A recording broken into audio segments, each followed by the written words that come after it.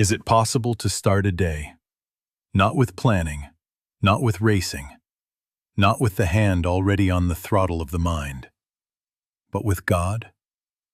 Is it? Yes. Yes. It is not only possible, it is lawful. It is practical. It is the easiest thing in the world once you see what is governing it. Now, we are not speaking of a vague, spend more time resolution that evaporates by Wednesday. No. We are speaking of a concrete, repeatable practice. The first 10 minutes of the day given to God. Given actually, given sincerely, given as if nothing else were the business of that moment. Short enough for any life, deep enough to alter the axis on which your day turns. But we must be honest. We awake already in motion. Even asleep, the mind is bargaining, getting control of the schedule, getting safety for the body, getting results for the name we wear. We call it prudence. We call it duty. We call it responsibility. But for most of us, it is fear in a respectable suit. A human being can't help that. A human being can't help that. And yet you are not merely a human being. There is something here, within range of my voice, within the secret place of your own awareness, that does not need to get, that knows it is from and of the source. Now tell me, if God is the source of your being and the infinity of your being, what could those first minutes require from the world? Nothing. Nothing. Don't forget this. I'm going to repeat it until it writes itself on the inner tablets. There are no detached outer effects. All flows forth from consciousness. Every addition, every subtraction, every apparent delay, cause is within. Therefore, those first 10 minutes are not calendar management. They are consciousness management. And since consciousness is causal, that little hinge swings a great door. You set the tone there, you establish the center there, and the hours take their order from it, not by magic, not by manipulation, but by law. Seek first order. Seek first source. Seek first the kingdom in consciousness, and the day gathers itself around it. Now I know what rises up. But I don't have time. That's not true. There isn't anybody within range of my voice who cannot spare 10 minutes from worry, 10 minutes from speculation, 10 minutes from the rehearsal of yesterday. But I don't know enough truth. No. One truth is enough when it is received, not as a phrase in the head, but as bread for the heart. We who are sitting here now are not chasing a trick to win the day. We are consenting to a way to begin in the kingdom, and to let the day be the outflow of that kingdom. All right. Tonight decide. Tomorrow, before the world puts its hand upon you, stop, turn, acknowledge, and rest. Not to get anything, to abide in the one from whom all flows. Then watch. The day will tell you what you did in those minutes, because it must. There are no detached outer effects. Now look plainly at how the stampede begins. Before the feet touch the floor, the mind is already running. Rent due, the inbox swelling overnight, appointments stacked, the calendar tight as a drum, a twitch in the knee, a dryness in the throat. Is that something? What she said last night, what he didn't say. What did that text mean? Headlines, markets jittering, storms on the coast, a war rumor in some corner you'll never see but will carry in your chest.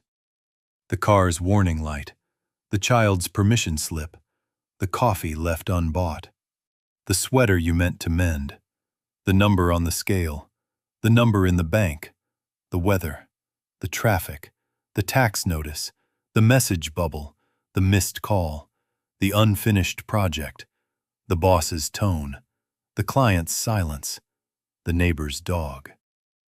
And the mind, dutiful and frightened, begins to react. It plans, it calculates, it braces, it rehearses speeches no one will hear. You haven't moved an inch, and already the day is out ahead of you with a whip.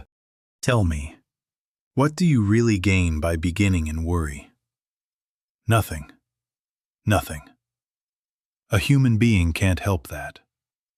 A human being can't help that. But you are not confined to the human picture. You are invited to begin elsewhere. There are, in practice, two beginnings. One is the human mind beginning. Reaction, planning, tightening, bargaining, arranging the chessboard so that if every piece would just obey you, perhaps you could be safe. The other is spiritual consciousness beginning. Receptivity, assurance, inner sufficiency, the quiet recognition that life flows from within to without. Therefore, nothing outside can add to you, and nothing outside can subtract from you. Now we must be honest again. Even our spiritual gestures are often only a refined form of getting. We pray to get protection. We read to get a feeling. We seek God to get a better day, to get guidance, to get results. That is not wrong in the sense of sin. It is simply ineffective in the sense of law. God is not a means. God is the source. Since I am one with my source, I am not a beggar at a window. I am heir in a house already furnished.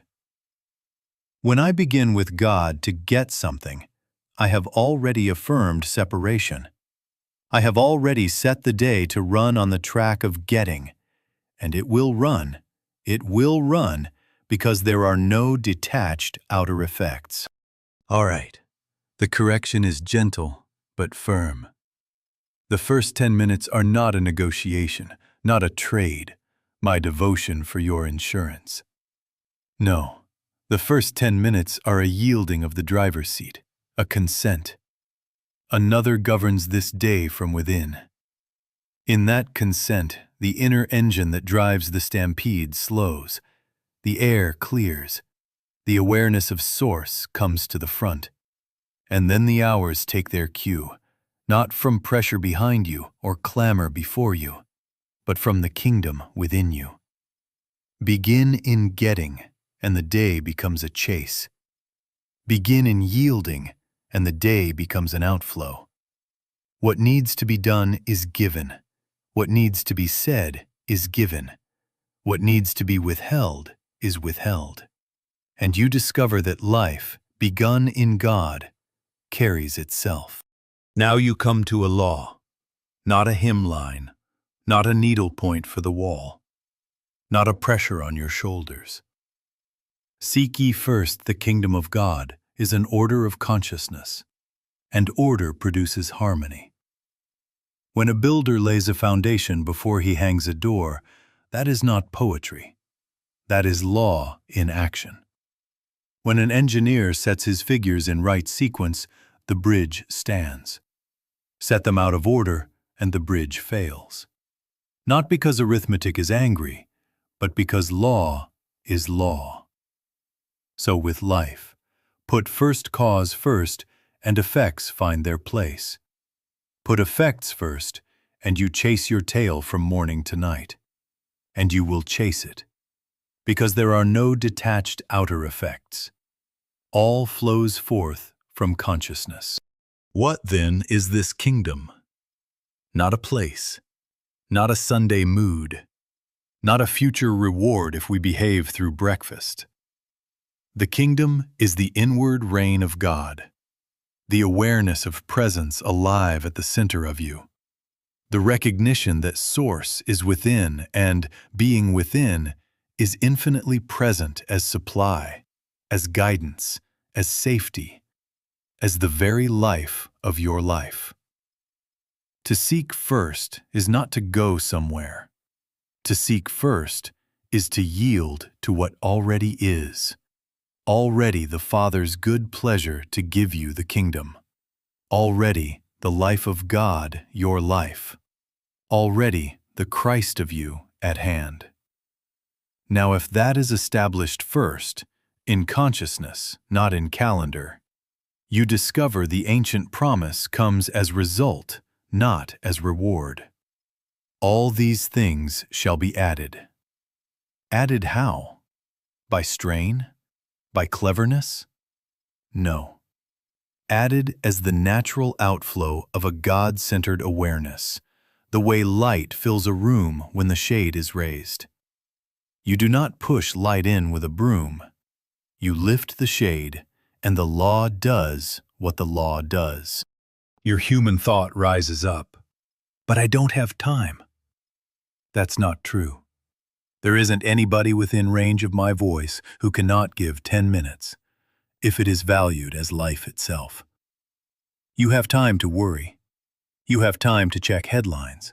You have time to rehearse the argument. You have 10 minutes. The question is order. Shall we put effects first? Emails, errands, appetites?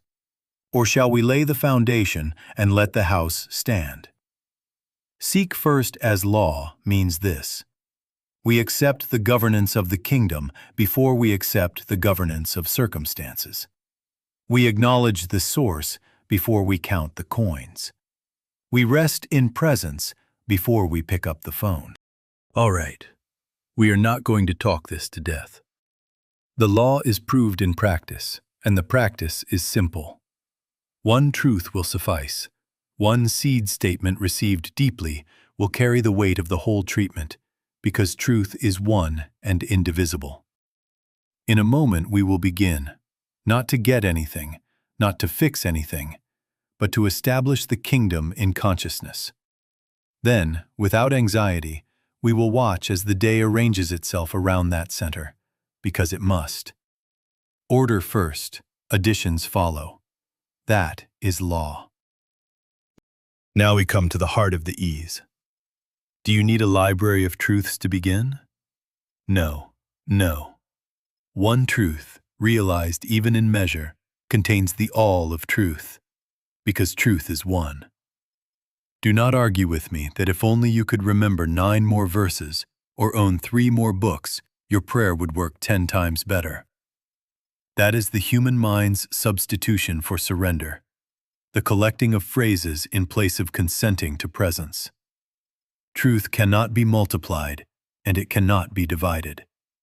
The whole of the ocean is in the taste of one drop. The whole of God is in one realized statement. Let us take one. I and the Father are one.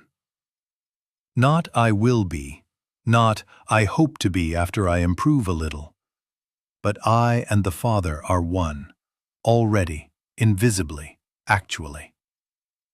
Now tell me what more could be added to oneness with infinite source? Nothing. Nothing. If I and the Father are one, then the life I live is God life, individualized. The supply I require is God supply, manifesting as what is needed when it is needed. The wisdom for this day is the mind which was also in Christ Jesus, functioning as my discernment. All that the Father is the nature of my being, because there is no separation in oneness. In that one statement are healing, guidance, protection, and the end of fear. One seed, the tree already in it.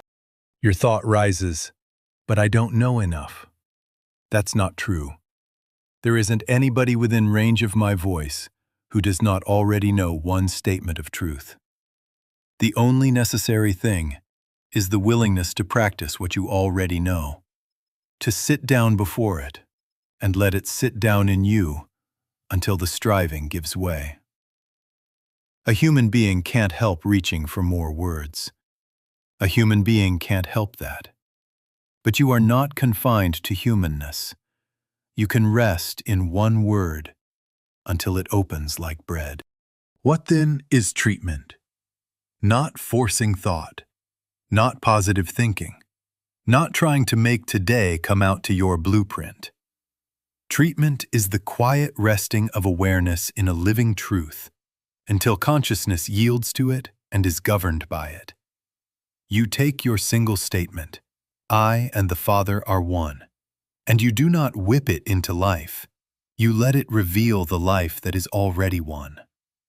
You are not hypnotizing God to do something.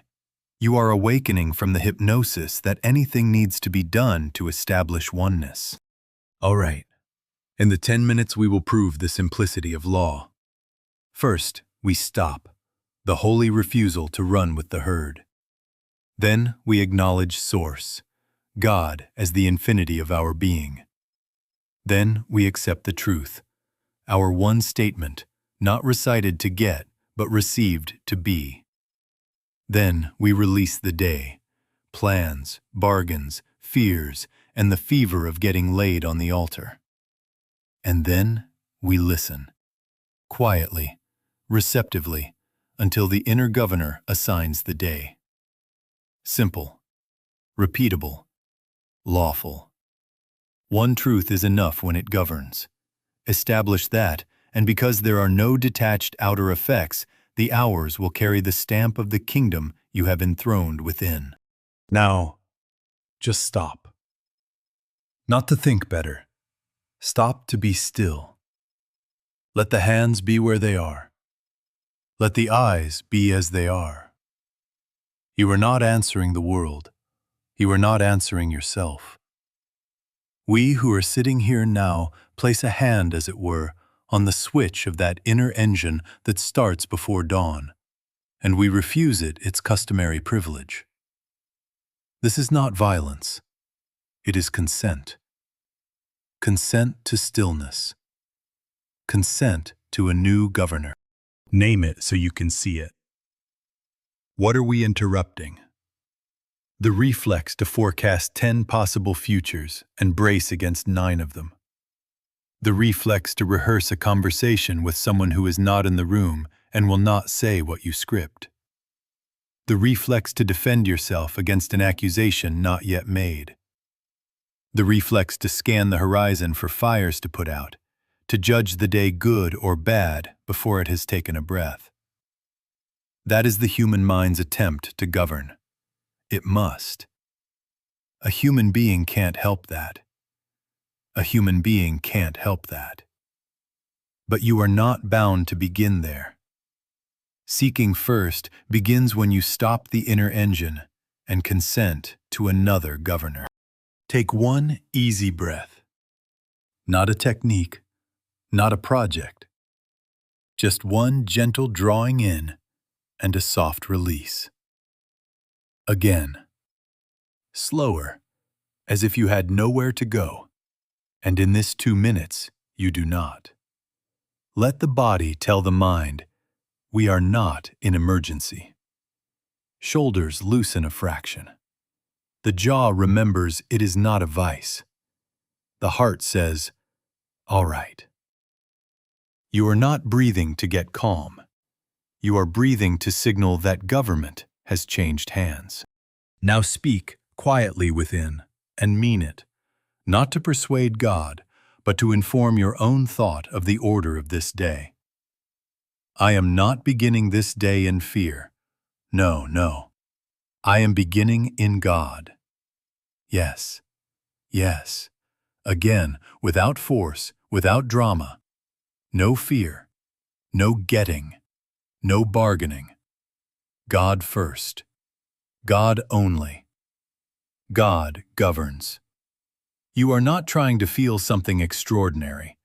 You are simply placing the first stone in the right place so the wall will stand.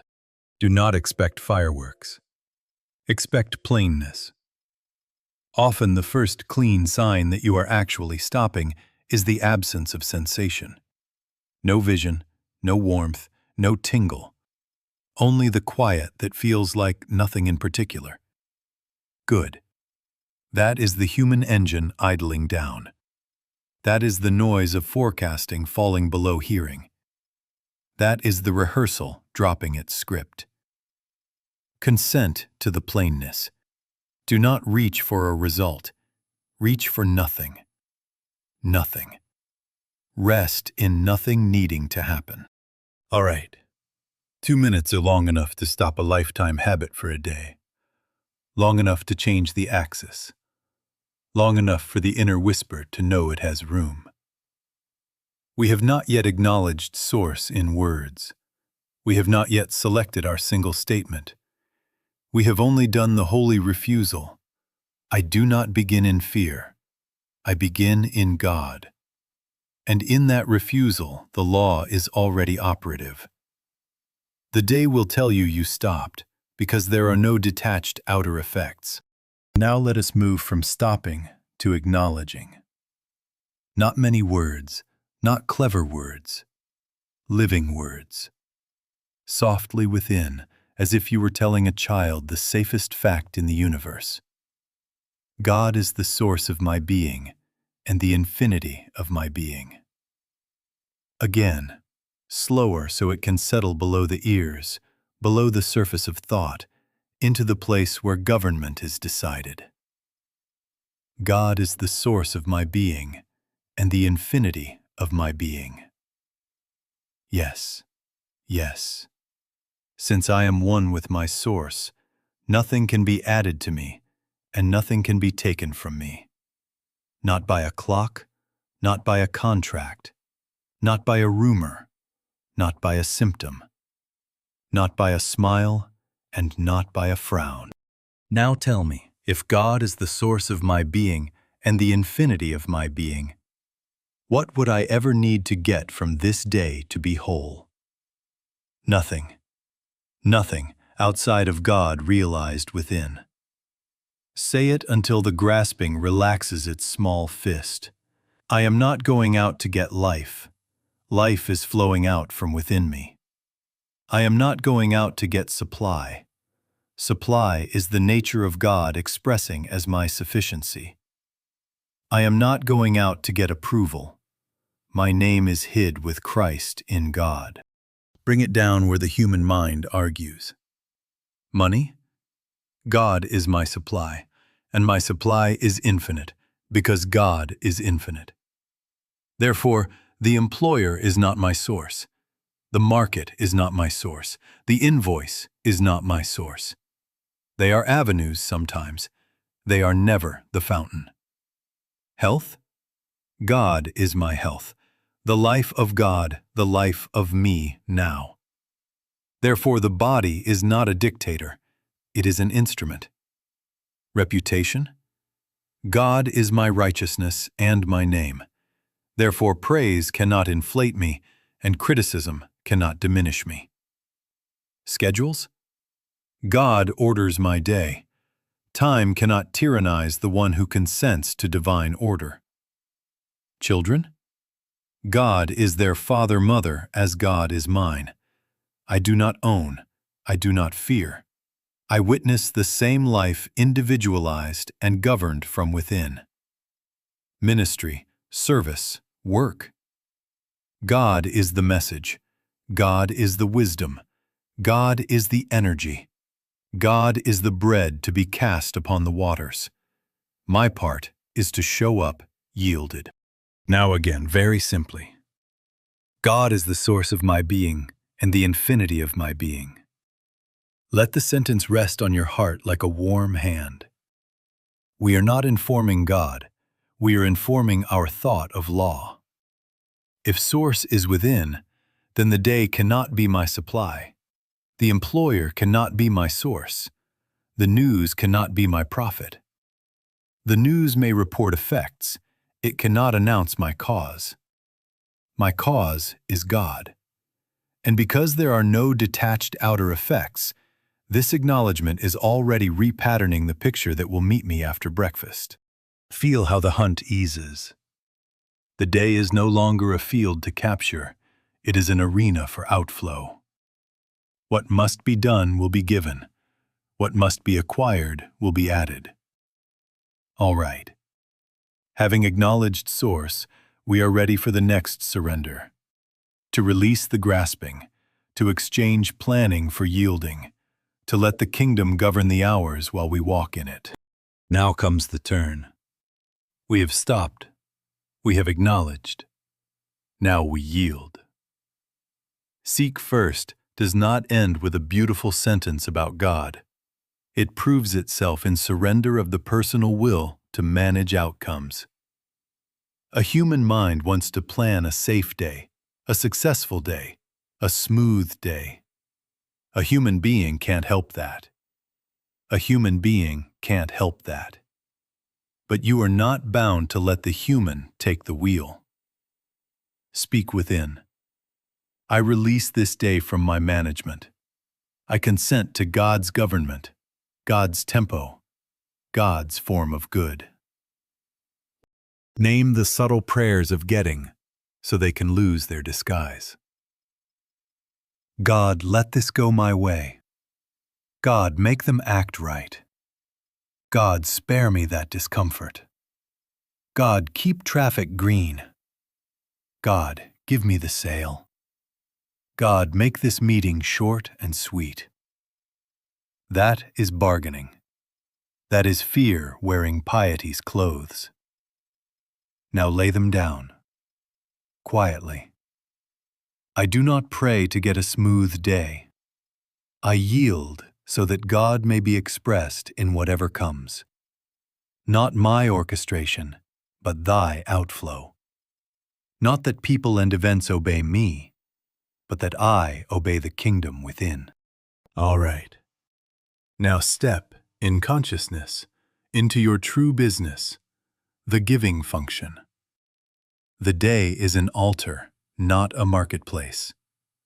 Cast your bread upon the waters, honesty where a shortcut tempts, patience where delay pricks, forgiveness where memory accuses, a soft answer where irritation rises, quiet charity where no one is watching, exactness in your work without self-advertising, blessing on competitors without a win-lose ledger.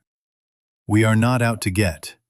We are here to let God give through us. Make it small enough to begin now, inside these 2 minutes. A penny, a nickel, a dime set aside before you touch your own wallet. An anonymous envelope, a tip with no performance note attached, a sandwich doubled to hand away. A call you have avoided because pride blushed, make it today. An apology without defense, offer it today. A prayer, not for the one who can advance you, but for the one who cannot repay you. Whisper it now. A seat yielded, a door held, a rumor starved by your silence. These are not tokens. They are law in action. They break the spell of self-concern. They tell your mind, we live from an inner infinity. We do not harvest from scarcity. Do not fear depletion. When the source is infinite, giving is the sign that you have sought first and found. Light does not grow dim by shining. It reveals the lamp is connected. A spring does not run dry because cups are dipped.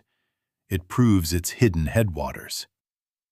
Since God is the source of my being and the infinity of my being, my giving is God's giving, and the more it flows, the clearer the channel, the fuller the riverbed. To him that hath shall be given. Why? Because having is the consciousness of source, and in that consciousness, outflow is natural. Now seal the release in plain words. Father, this day is yours to give through me. I relinquish the plan to get, and I consent to be an avenue of thy giving. Money if you say money. Service if you say service.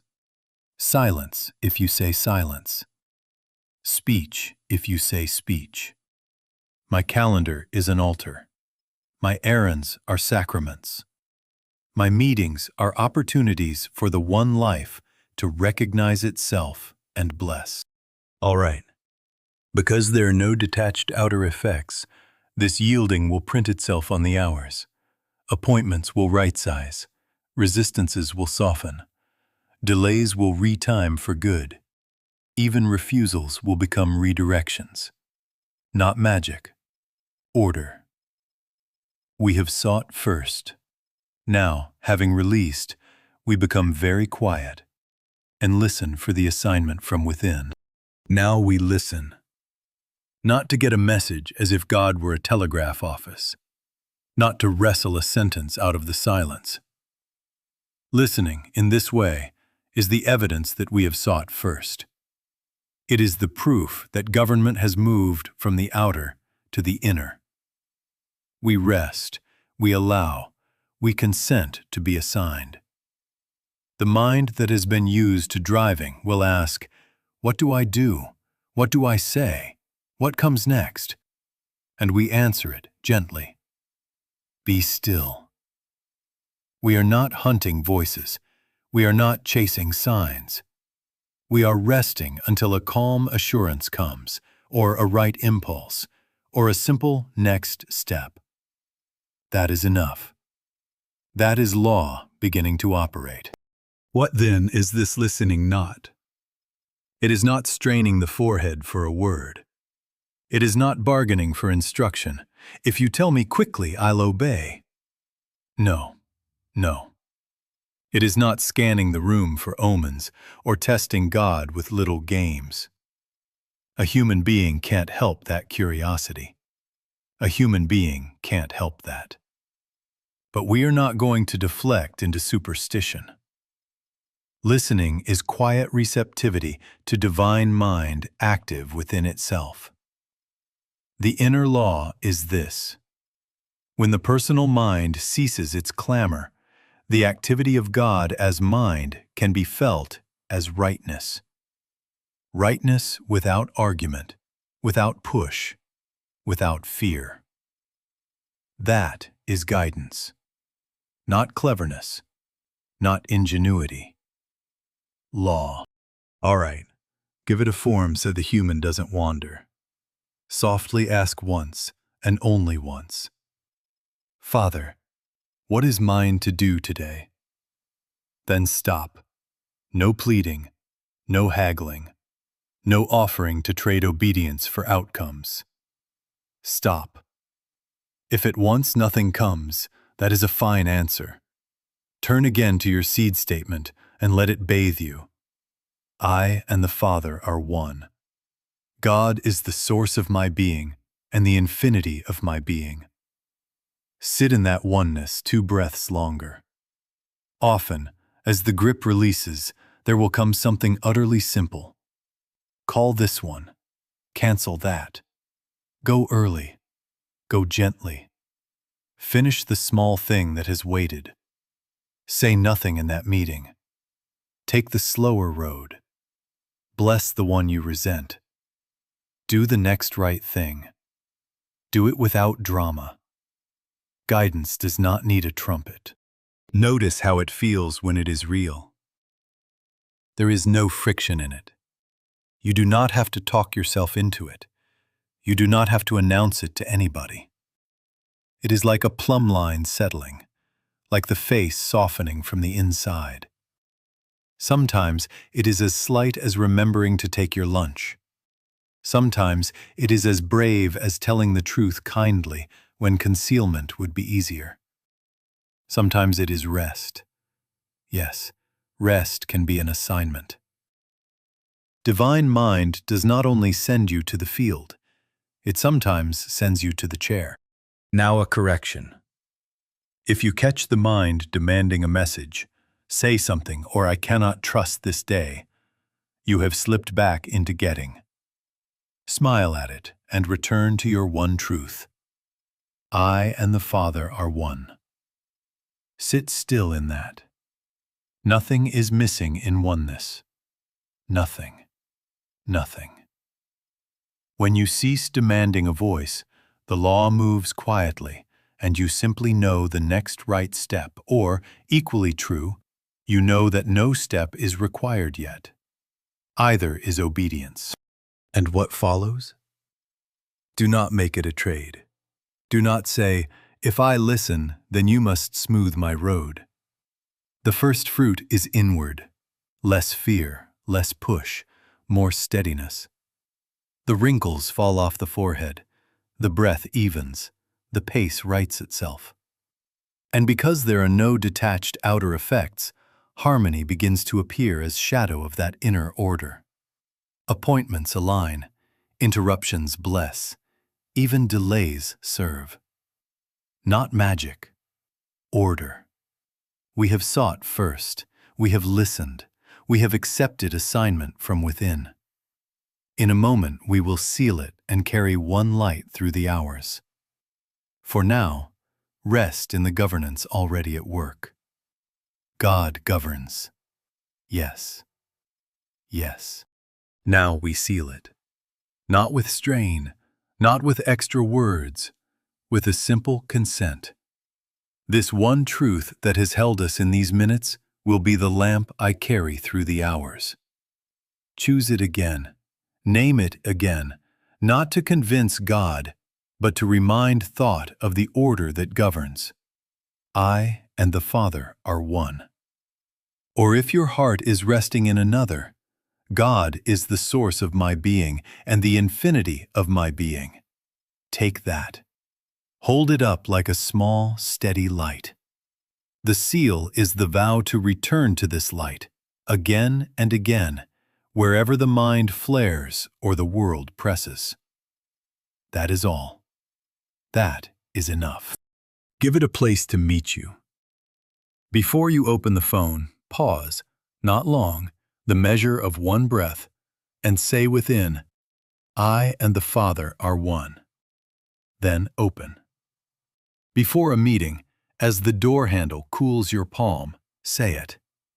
God governs this hour. I am here to let God give.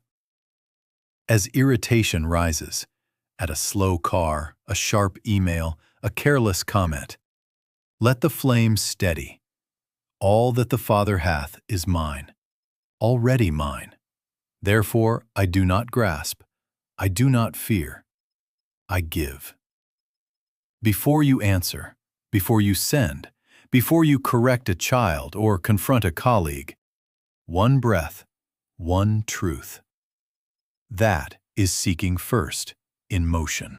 When the old competitor in you stirs, win this, get there first, take the credit, guard the edge. Smile at it. A human being can't help that. A human being can't help that. Then return. All that the Father hath is mine, already mine. Therefore I do not grasp, I do not fear, I give. In that return, something changes without noise. The clutch in the chest loosens, the voice softens, the next act becomes clean. Because there are no detached outer effects, that inward rightness will cast its simple shadow. A word lands, a tension cools, a door opens or closes in order. Not magic, order. Be very honest now. You may forget by 9:15. Good. Notice it without scolding. Forgetting is not failure. Forgetting is the bell that calls you to return. Returning is the practice. Returning is seeking first again. 10, 20, 100 small returns sprinkle the day with law.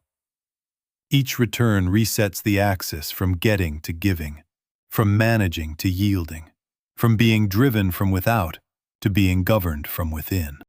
This is how the 10 minutes become 12 hours. The 10 minutes are the seed.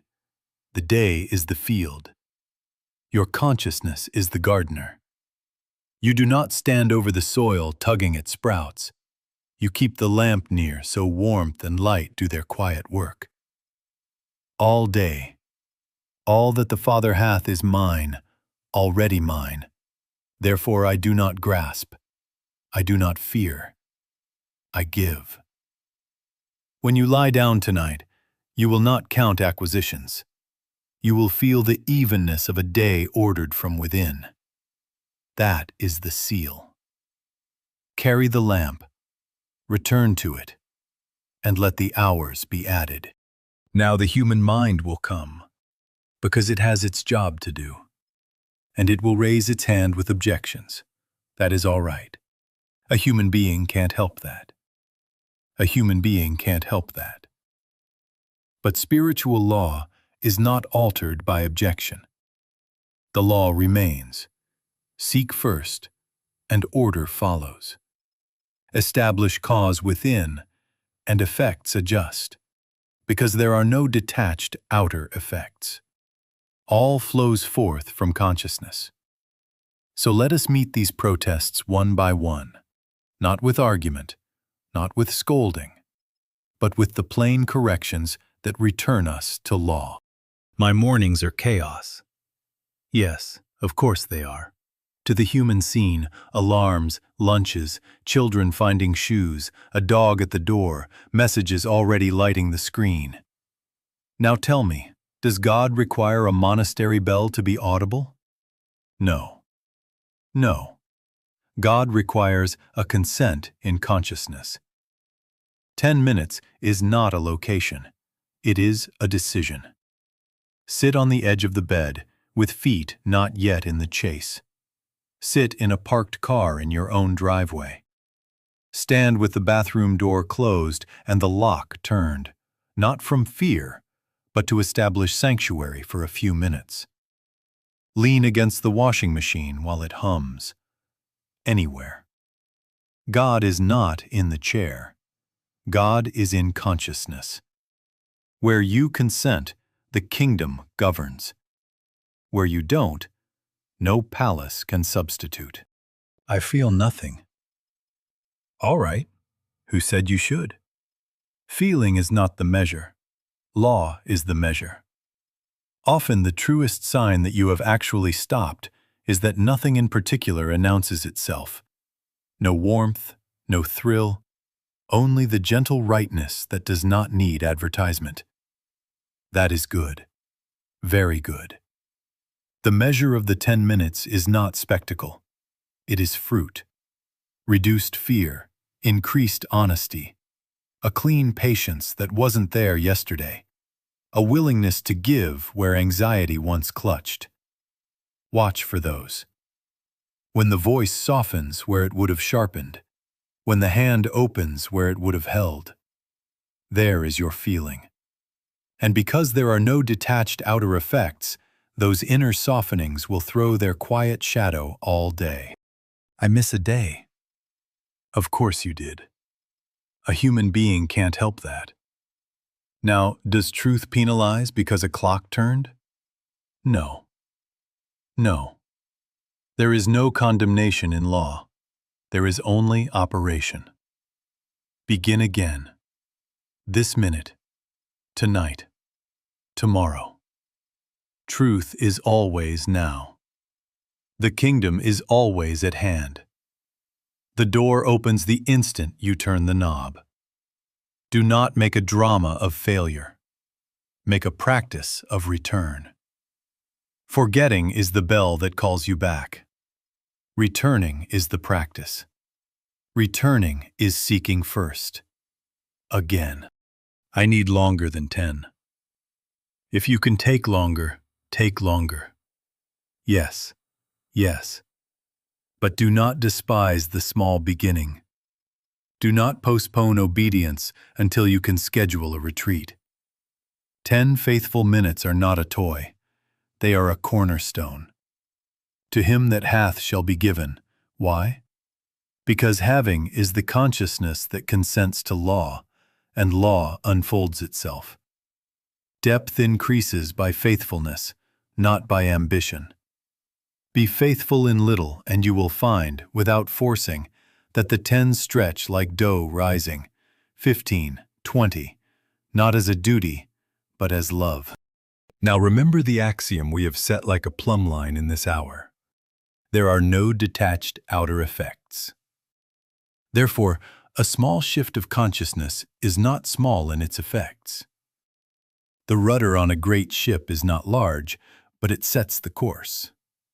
A thermostat is slight on the wall, but it governs the house.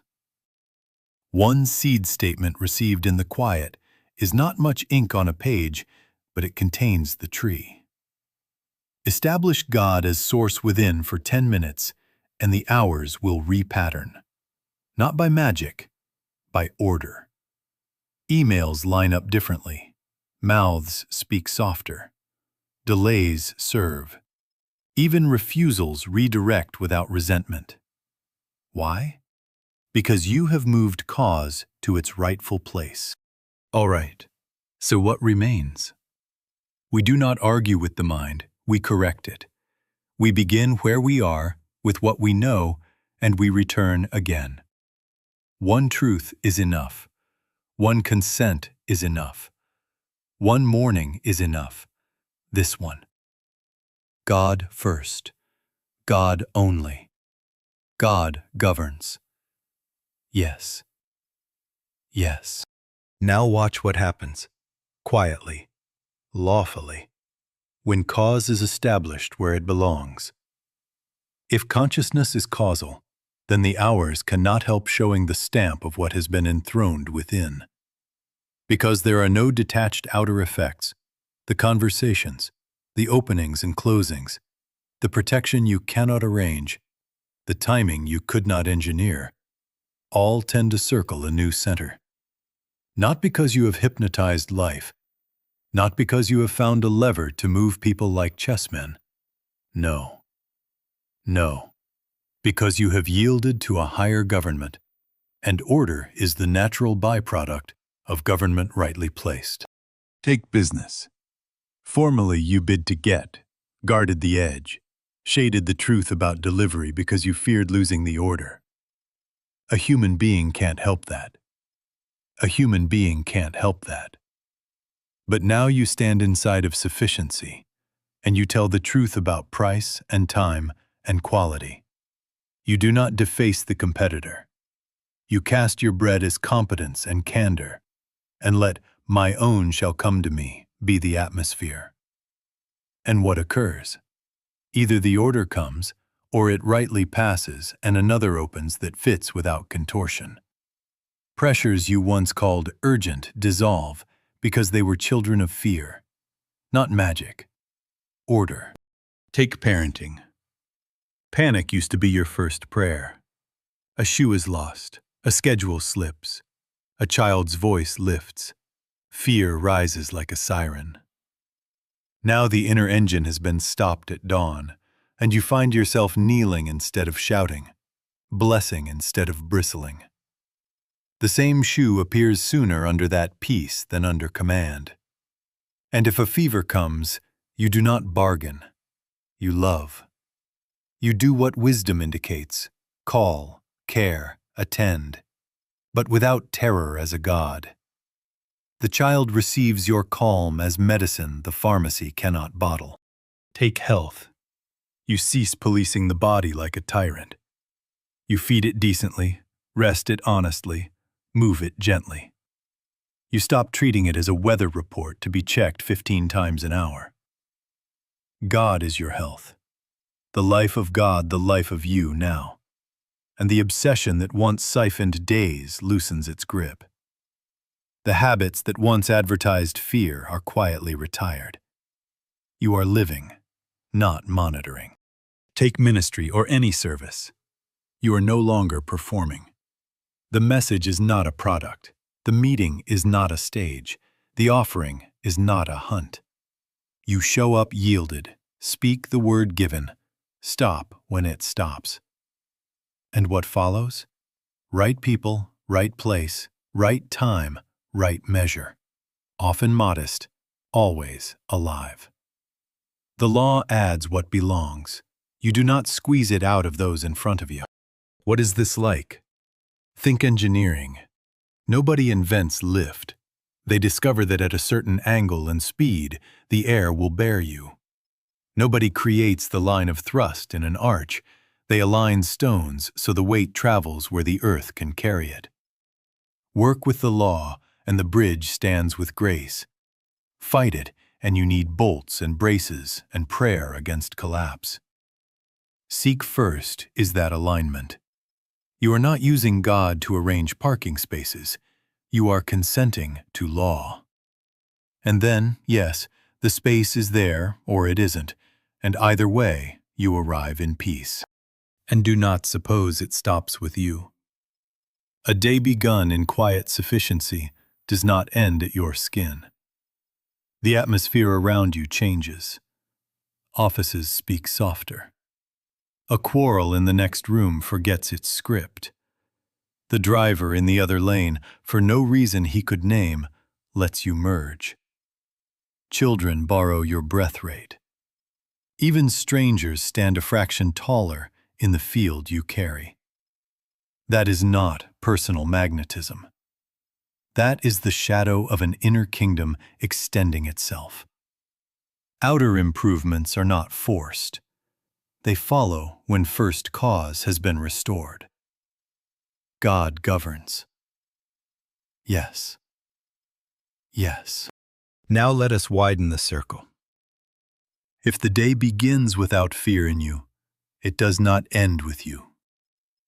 To seek first in private is to withdraw violence from the common air. Yes, yes. The first 10 minutes are the quietest form of nonviolence, because you are refusing to load the atmosphere with the very elements that ignite quarrels and then scale to wars. Fright, grasping, contempt. There are no detached outer effects. If consciousness is causal, then a consciousness governed by God is a public blessing, whether anyone knows your name or not. Name the little wars that usually start before breakfast. The sharpness with the one you love for moving too slowly. The horn you press one beat too long so the stranger will know your judgment. The glance of contempt cast down at the headline and up at those people. The quick calculation of how to beat the other car, the other bidder, the other department. The fingers that wake the phone to sip another cup of outrage, doom scrolling to be sure that anger has its ration for the road. A human being can't help that. A human being can't help that. But we who have stopped the inner engine and acknowledged source are not bound to recruit for these armies. We lay down the weapons at their root. Fear of lack, fear of being unseen, fear of being unsafe. By standing in sufficiency. All that the Father hath is mine, already mine. Therefore I do not grasp, I do not fear, I give. Here is the inner law. A consciousness that does not hate or fear externals cannot easily externalize conflict. Christ is a state of consciousness that neither fears nor hates. Therefore, it cannot project the necessity to strike. Place such a consciousness in a room where anger is contagious, and you have introduced a high pressure of peace. The infection cannot spread for want of a host. Fire cannot live where there is no oxygen. Quarrel cannot live where there is no antagonist. To be God-governed is to become an interruption in the chain reaction of irritation. So what are the practices? Not grand gestures, clean, small obediences. Pray by name for the one you resent. Do not explain them to God. Bless them. Bless the competitor's success. If their order is yours, it will return in its right form. If it is theirs, rejoice that law is operating. Refuse to demonize. Take the sentence, "those people," and end it there. Do not finish it. Keep speech clean. No ridiculing, no exaggerating for effect, no passing along the clever cruelty that wins a moment and loses a kingdom. One breath before you send, one truth before you speak. I and the Father are one. Step out of the outrage stream for an hour and replace it with silent benediction on a nation you do not understand. Pay a small debt you could bury and tell the truth without the sting. Decline the gossip. Tip in secret. Drive as if others are as dear to God as you are. These are not niceties. They are instruments. They reduce violence in the field they touch. Now hear this. The 10 minutes were never a self-improvement scheme. They are enlistment in a higher order. Each morning you are either adding fear to the world or you are removing it at its seed. We are not many. We do not need to be. A handful established in God has often been the hinge upon which a door swings for a city. Inside of 30, 60, 90 days of steady seeking first, offices would feel different. Classrooms breathe easier. Kitchens forget their old sharpness. Even streets drive kinder. Because there are no detached outer effects. Begin where you are. Seek first. Refuse fear its tribute. Let God govern. And let peace, unadvertised and unstoppable, do its quiet work through you. Yes. Yes. Now we come to the simple, decisive thing. We have walked it through. Stop. Acknowledge source. Release getting. Listen. Seal with one truth. And return to it as the lamp of the day. That is the ark. That is the law. Not a program, a government installed. You stop, the holy stop. You acknowledge God as the source and infinity of your being. You release, the day no longer a hunt, but an altar for giving. You listen, the assignment received from within, without strain. You seal, one statement carried like a small flame. And then you return, 10, 20, 100 times, each return a recentering of cause. Because there are no detached outer effects, the hours cannot keep their old disorder around a new center. They simply cannot. Law will not allow it. All right, tonight decide. Go home. If necessary, sit up a little later. Decide what your one statement will be. You don't need 10. You do not need a new one next week. Choose one. I and the Father are one. Or, God is the source of my being and the infinity of my being. Make it yours. Then decide where the 10 minutes will live. Edge of the bed before the foot touches the floor. A chair by the window that is no one's chair but God's for those minutes. The parked car outside the office before the engine turns. The bathroom with the lock, not to flee your family, but to install the kingdom. Make it as non-negotiable as food, as non-negotiable as breath. Do not ask the morning if it has time. Tell the morning who governs. Keep it simple, no heroics. Do not build a program, build a habit of yielding. Do not make charts, make consent. The kingdom is entered by childlike yes, not by spiritual athletics. A human being can't help wanting to prove zeal. A human being can't help that. But heaven does not score points. It recognizes obedience. One truth, deeply received, does more than a library skimmed. One clean stop opens more law than an hour of strained words. Begin there. Stay there. Return there. So set it now. Lay out the place. Set the clock 10 minutes kinder. Put the phone out of reach. Write your statement on a card and slide it where your hand will meet it. Tell your household, tenderly, these minutes are unto God, and then keep them without announcement. In the morning, stop, acknowledge, release, listen, seal. Then all day, return. Before you send, return. Before you speak, return. Before you worry, return. Not magic, order. And hear this as benediction, because it is law, not poetry. The Father within goes before you. The day cannot rob you. It can only reveal what has already been given. Walk in that. Sleep in that. Rise in that. Seek first. Seek first. And all these things added.